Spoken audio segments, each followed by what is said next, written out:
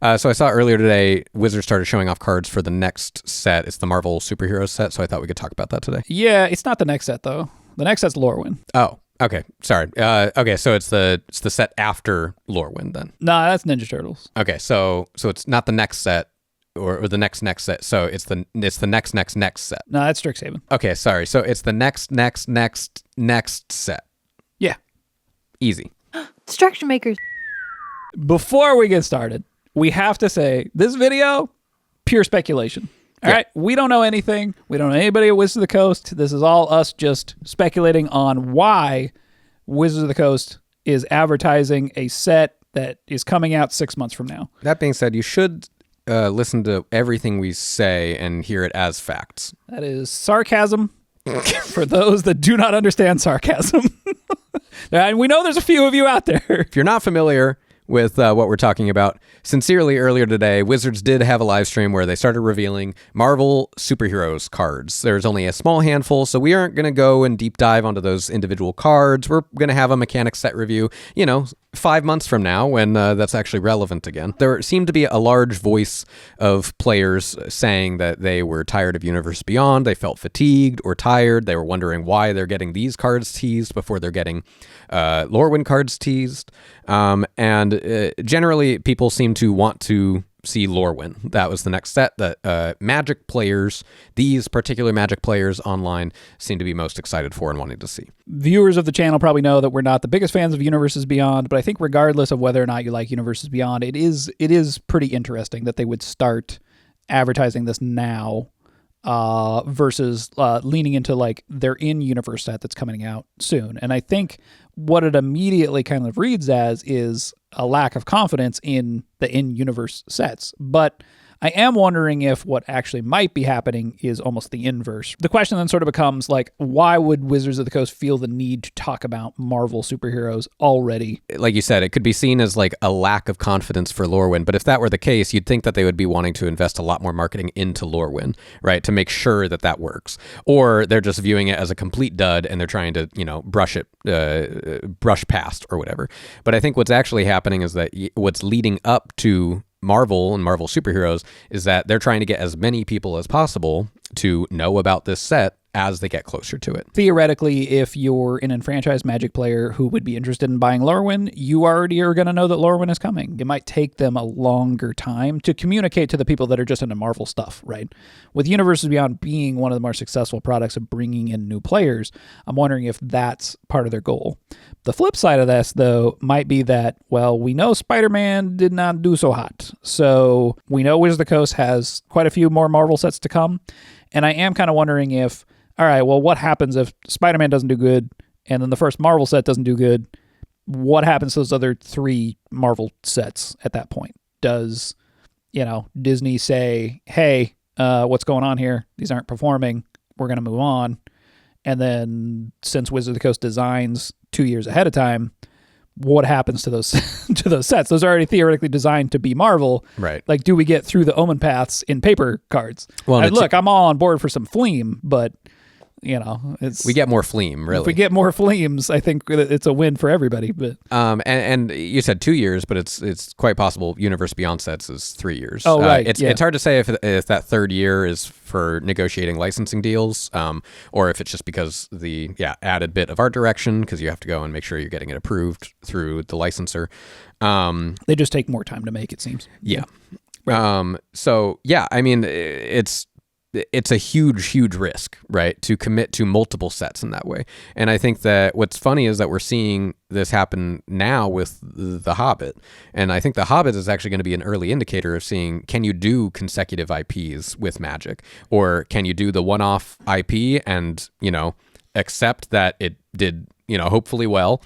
Or are they going to start looking at the success of Final Fantasy and go, well, we got to get more Final Fantasy and start trying to do more of that? Are we going to start getting every Final Fantasy game as a set of Magic?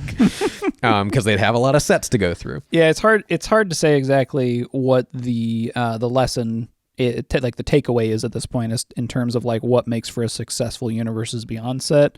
Obviously, Lord of the Rings did well. Obviously, Final Fantasy did well. Spider-Man not so well. Avatar they said seems Spider-Man to be okay. sold well. whatever well means. Right.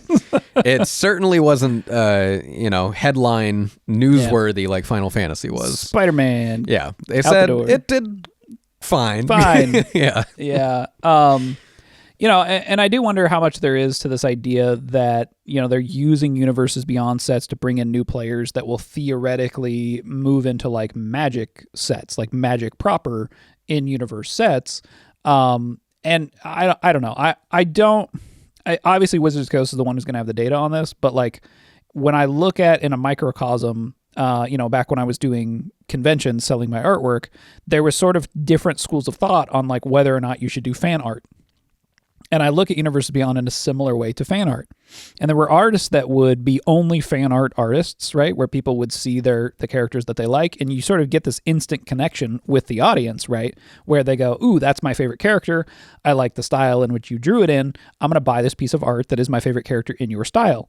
And then the artists sort of go, okay, well, I would like to be able to do my own characters, my own worlds, my own pieces of art that aren't connected to anything. And they don't sell. The audience that they've built up doesn't make that jump to their original work. They stay in that fan art section because it's like that was the emotional connection that you built with them.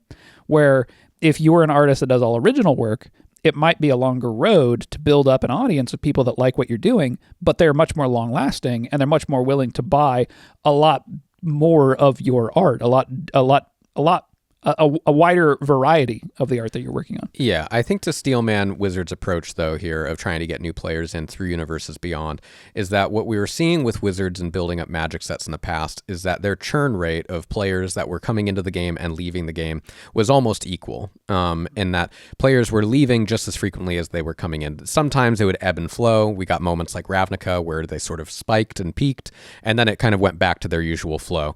But there was never it seemed a huge spike in growth like we're seeing with Universe Beyond, or a steady growth like we're seeing with it. And so I think that when you see a churn rate like that, you kind of have to do something large and approach it a little bit differently. So I see their approach as they can bring in these new consumers that want to see Captain America on a Magic card or something. And while they're going to get, let's say, whatever, we'll throw out just a random number. Let's say you get 1,000 people, right, to come into your game because they really like Captain America. Maybe they just get interested in that one part and then they fall off.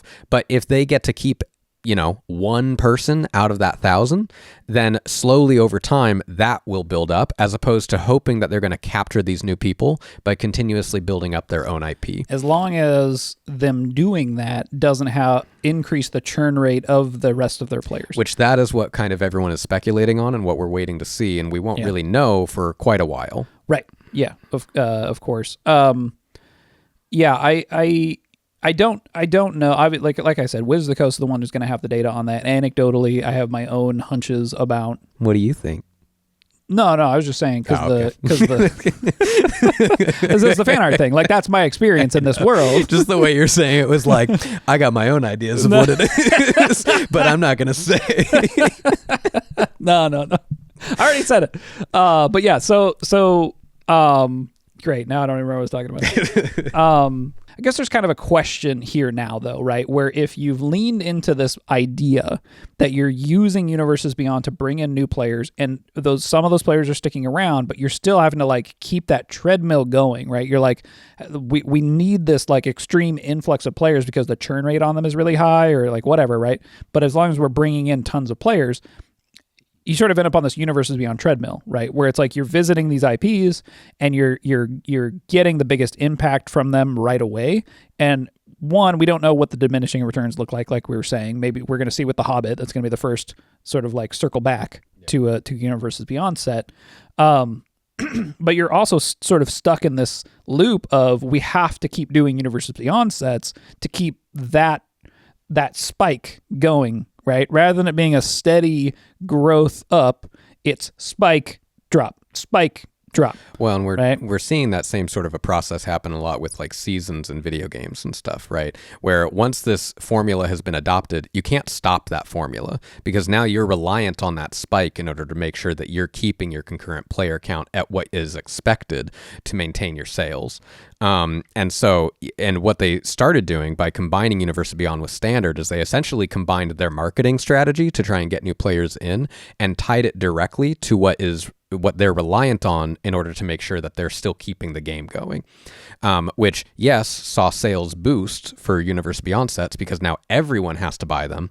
But it's like you said, is that there's potentially diminishing returns. There's potentially this loss or this value of players as they're feeling like their brand of Magic is now being diluted by these IPs that they might not have an interest in. Right. And it feels like with this Marvel set, they're sort of like getting out ahead of it so far ahead of it that they're like, we can't have another Spider-Man moment. Because I think, you might be onto something there with this spike that's happening.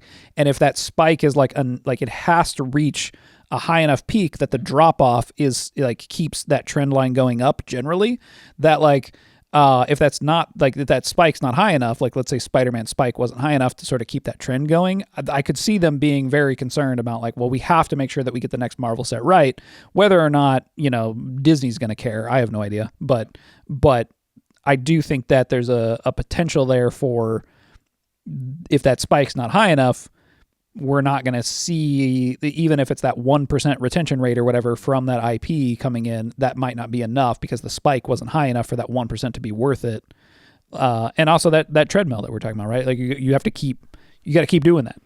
Yeah. So, and I think right now it's so tough because they've been changing the formula very frequently, which I think is good. Obviously, they have data and they're making these changes, but the problem is because we don't see that data, we as the peasants that we are, don't get to see why they are deciding to go and make these changes. So like one recent change that they did with the Avatar set that I think was interesting is that they didn't do commander decks. And a lot of people saw this as like a huge fumble and a huge miss. Well, and also it also was indicative of this idea that I think Avatar was going to be just like a jumpstart set or something like Avatar wasn't going to be as big of a set as it ended up being. This is what I had heard. Yeah, it was supposed to be a jumpstart set. Right. And so like they didn't end up making commander decks because it was supposed to be a jumpstart set.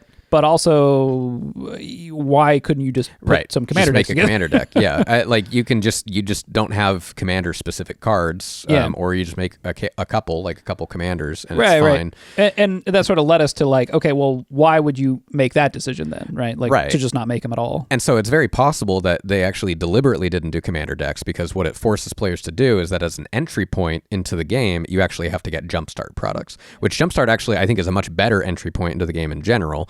Commander is what is the most marketed form of the game, and it's probably, if you're playing with friends, going to be the easiest way for you to start playing the game.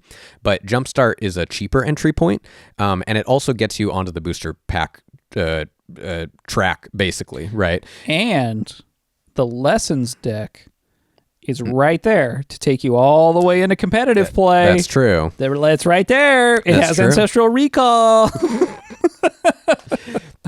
But I think that what's also interesting is that if you can get players in early on with booster packs, then you also have the potential to have spare cards. And the more bulk or spare cards you have, the more that you then might feel encouraged to find something out of that bulk or spare cards for you to want to go and buy more cards to continuously reinvest and build more decks. Well, and that was always like, there's almost every Magic player has that story, right? Where like they went to their friend's house, they saw they had a ton of Magic cards, they're like, what's this? And then they got to build a deck out of their bulk cards, and that's what got them into the game. Like that was a very common scenario early on. Now it's like, well, you just buy a commander deck, right? It's less. Right.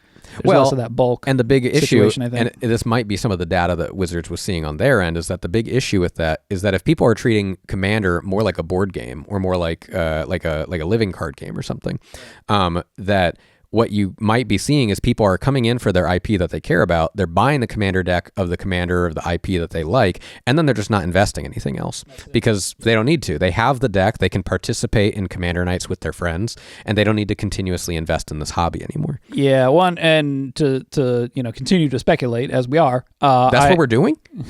I found a Magic or a board game channel that with players who had just started playing Magic. I've told the story before, but they did not understand that you were supposed to customize the decks. It was like they bought a Doctor Who deck, they bought a Lord of the Rings deck. It doesn't make any sense for you to like cross-pollinate that stuff, right? It doesn't all fit within a similar world because it's like, well, this is Lord of the Rings and that's Doctor Who, and those are the decks, and you just play them against each other.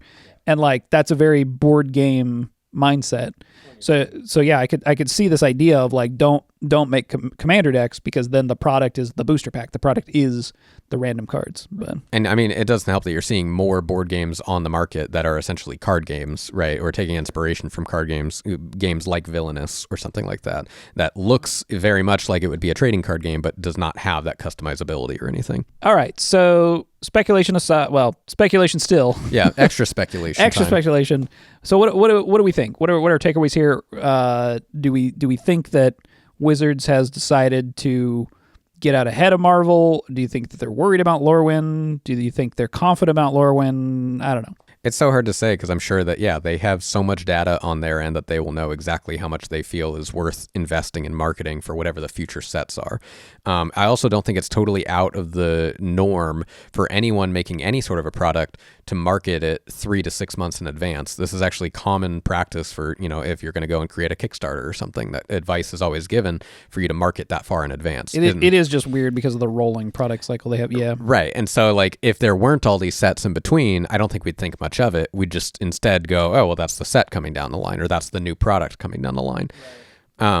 So I don't know. It seems like this is something that they're doing more and more frequently, and they're increasing that timeline, and they must have data showing that does something, I'm assuming, or they're testing the waters, like you're saying. But I don't think I'm as negative. There's obviously a lot of the gameplay side effects that Universes Beyond has had, but the idea of them sort of early advertising this set and using these sets as an opportunity to try and catch a larger amount of players and then filter them through the entire Magic funnel into, whatever the most condensed, purest form of Magic is, like, I don't think it's the worst approach. And I think it obviously seems to be working out. It's hard to say if better, but it's working more effectively at getting players than whatever their previous approach was. Yeah. Well, and often we have connected sort of what Lego has done to what Magic is attempting to do. And it's really interesting, right? Because like Lego, I think we're starting to see the ways that like Magic and Lego are not the same, right? In that like Lego has kind of this universal look, right? This universal figure, these universal bricks that can sort of been used in these different ways to bring in these IPs. And I think that they can release sets more often than Magic can. And Magic has to have these like big buildups to these really like big risk sets that, again, getting out ahead of it 6 months ahead of time before the set comes out, maybe that they're feeling like that needs to happen because it's such a big undertaking to even do the set. And then on top of that, it's like, this idea I think that they had that, well, Magic is the card frame. Magic is the color pie, right? These are the things that like make Magic iconic, but I don't think it works the same way as like a Lego brick does, right? Like the way that you represent like Batman or, whoever, Captain America or whatever in Lego still feels like Lego. And I'm wondering that like Magic, it's not the card frame, it's not the colors. It is, but it's also like the text box. We talked about this before, where we're talking about like Universe Beyond design and how like in order to get those things to line up, designers have to be savvy in both Magic and the IP to get them to line up properly. Where Lego, you don't have to do that, right? So, like with Lego, it's like, well, we just make Captain America look like a Lego. He's like in Lego bricks. Like that's it, right? You just have to know the surface level visuals of it all. Right. Yeah. You don't need these sort of like this translation of language, right? It's just a translation of sort of shape. And what you mean is like if Captain America is going to be a card with a function, it should feel like Captain America, where Lego is, it's just all visuals. And the problem that I think Magic keeps running into is that the color pie keeps butting up against the color identity of these characters. Like one of the cards that they spoiled was, I think it was a Galactus the saga, and it's green black, and I'm like, well, but like Galactus is like blue red, like looks his whatever his, I don't know, whatever the thing that is Galactus. I don't know about comics. I have no idea what the hell's going on, but like he is blue red. And I think somebody coming from an outside perspective that's never experienced Magic before is going to go, I don't understand why the colors green and black are associated with Galactus at all. But if you understand the philosophy of Magic, the language of Magic, you're like, oh yeah, Green black makes perfect sense. We actually, I think we talked about this in the Discord at some point, and it's funny because I think the natural instinct, if you have something like the Incredible Hulk, is like, well, it's red for sure, but you're gonna have green, right? Because the Hulk is green. So like, but it should be philosophically, a red card. it's a red card. Yeah. But because the Hulk is green, it's really difficult. So I recently they just showed the Incredible Hulk, or one of the cards. I'm sure the Hulk's going to be in multiple, but and they made him a red-green card, I think, to try and like curb that a little bit. But there is this weird flavor miss that, like, as magic brained, you can theorize and have an understanding of what you know as a Magic player these things should be.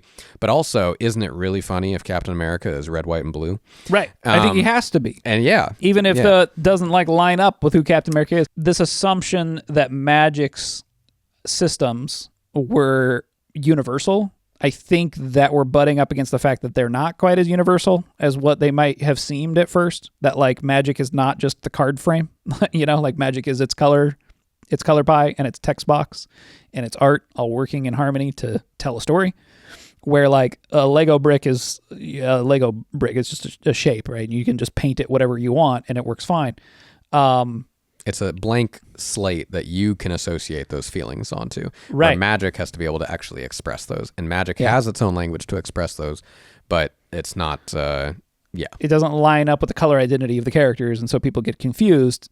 To come back to the point at hand, where like we're getting so much more time before the set comes out, I'm wondering if there's an opportunity there for Wizards to kind of prime the pump with that idea, right? That like we need to impart some amount of Magic language, and we need time to do that in order to get people who have no interest in Magic or didn't understand Magic at all or understand anything about it, who are Marvel Comics people, to get them to have some buy-in to the Magic system. Well, and it's possible that, as you start advertising this thing, right, as people that are Marvel enthusiasts start seeing Marvel Magic cards and start getting interested, that's their start to the funnel, right, to get them to become Magic players. And so they're going to start getting advertised Magic stuff. They might start watching Magic games. They might start learning about what this game is. They might find another IP or another set that they think is interesting and initially invest in a commander deck to start getting, their feet wet. Like that can start the entire process once they see that their favorite character is going to become a Magic card. I have a friend very recently, actually, that we'll see how this goes. I actually am really curious. Never played a trading card game whatsoever, but only became like aware and interested in Magic because Kratos was going to be in Secret Lair. So I'm actually going to check in with him here soon and see if he's interested in playing, if that's something that like he's going to start on. Another anecdote to add to the pile of more anecdotes about whether or not Universe Beyond is working. Well, again, these are facts, what that we're saying. Oh, sure, 100%, but it's just a single data. Absolute data to go by. I have one friend that this happened to. My one friend. When I watched ProZD, ProZD was talking about the Final Fantasy set. Does not play Magic, has no intention of playing Magic, and just wanted to collect all of the Final Fantasy cards. It's two people. It's two. That's two. We're getting close to... That's only an margin of error of about 50%. 50? I don't know. Probably 95% error. If you enjoyed listening to us talk about the next Magic set, please feel free to give us a little like and a subscribe, maybe a comment down below. Also, if you want to join our Discord next, it's in the description. Thanks for watching. We'll see you next time.